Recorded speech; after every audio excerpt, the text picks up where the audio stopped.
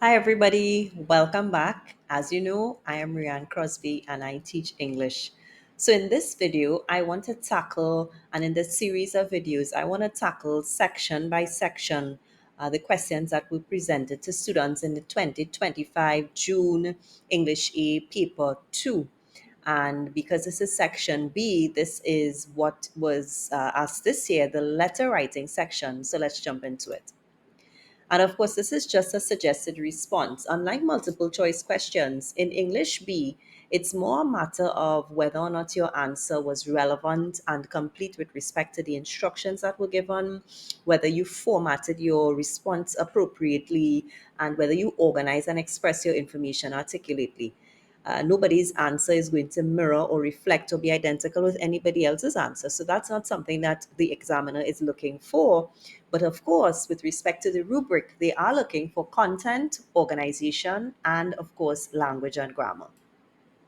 The question says, study the situation presented below and then complete the task that follows. Mr. Braceford, your next door neighbor, is furious with you for allowing your pet dog to enter his backyard garden, resulting in substantial damage to his plants that were close to harvesting. He has refused to talk to you since the incident.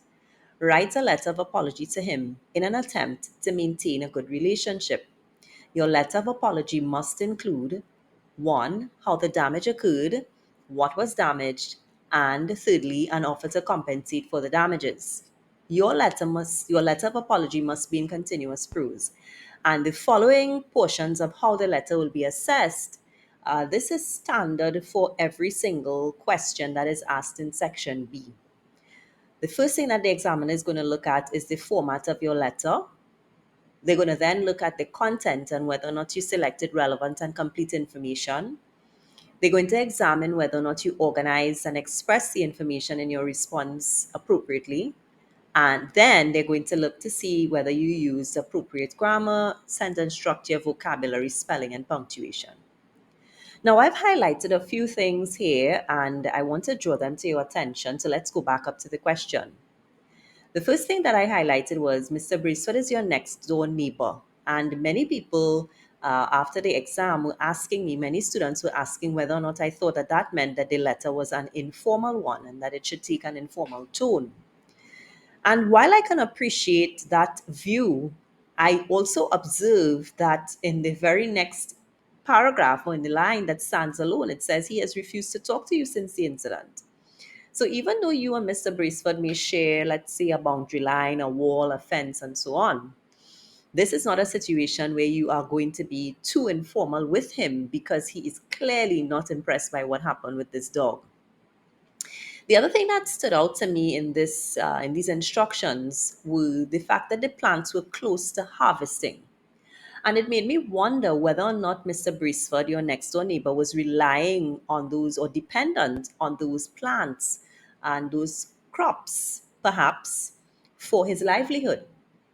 And when I read the instructions about what the letter of apology should include, I recall that if they say that one of the things we should be including in the letter is an offer to compensate him for the damages, it's possible that this was not a situation where he simply had plants that he was maybe, even if he's running an agro shop, let's say he's selling ornamental plants. Those of you who are into plants like I am would appreciate that even if people are selling their plants, that's a source of income for them. And any damage to those plants can cause their income to decrease. So, the way that I approached this answer is that I thought that Mr. Braceford's garden being damaged was not a trivial matter for him, that I could not simply take a flippant or minimize his struggle or minimize his challenge in any way, and that I had to have a really good reason, as with all letters of apology. I have to have a really good reason for what happened. I can't just tell him, "Hey, I'm sorry," or tough luck, or hard luck, or don't beat up. None of that is going to be appropriate because, of course, my tone must communicate some kind of acceptance for my role in what happened, even though it was my dog. And I didn't personally go wreck his garden, but it was my pet dog. And I have to take responsibility for what happened. So let me give you an idea of how I went through my formulating my response step by step. My response is going to end up looking like this. And let me show you how I got there. So the first thing I focused on was my address. And yes, I did use this formal formatting, this block formatting outline, because again, the neighbor is not interested in speaking directly to me. So I'm not quite sure. Maybe I'm going to have to send it via mail, or maybe I can pop it into his post box, but I don't know if that's going to anger him even further.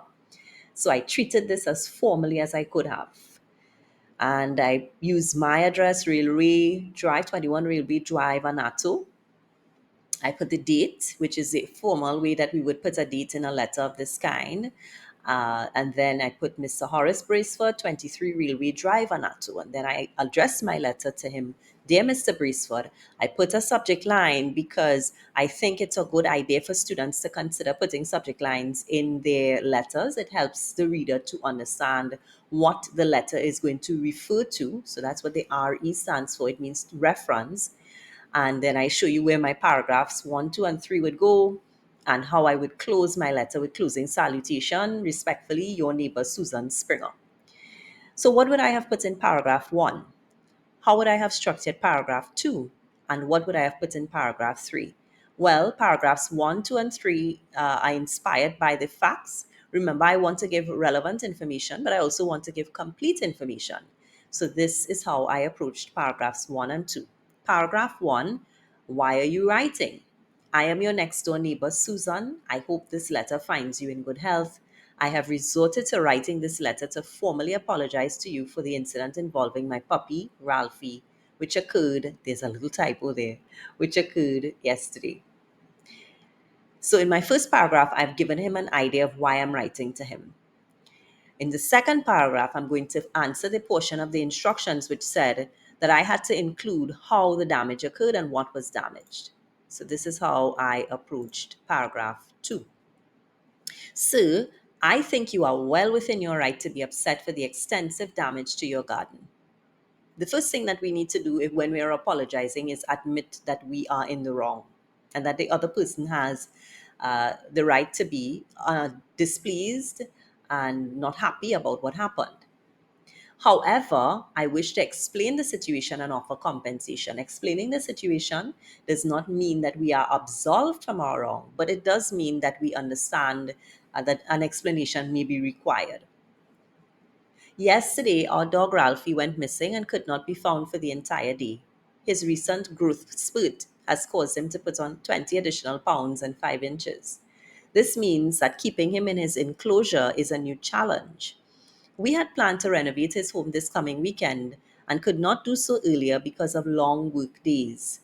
Due to this, Ralphie escaped from his kennel and ventured into your yard. While he was there, he damaged the lettuce, pak choy, and tomato plants.